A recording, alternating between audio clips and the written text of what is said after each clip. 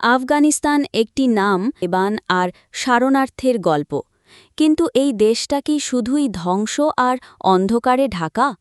চলো, আজ আমরা জানি আফগানিস্তানের অজানা অধ্যায়।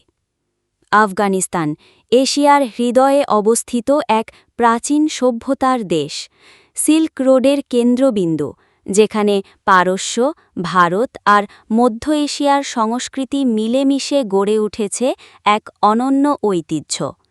হেরাত, কাবুল, বামিয়ান, প্রতিটি শহরেই লুকিয়ে আছে শত শত বছরের ইতিহাস। ২০২১ সালে তালেবান আবার ক্ষমতায় আসে।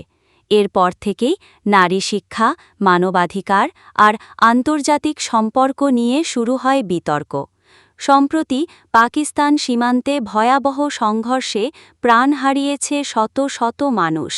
দেশ জুড়ে চলছে অস্থিরতা, আর সাধারণ মানুষ লড়ছে প্রতিদিন বেঁচে থাকার জন্য। তবুও আফগানিস্তান হার মানেনি।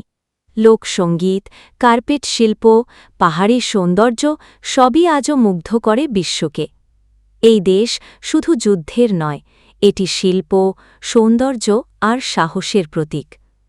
ভূমিকম্পে বিধ্বস্ত মানুষ, খাদ্য সংকটে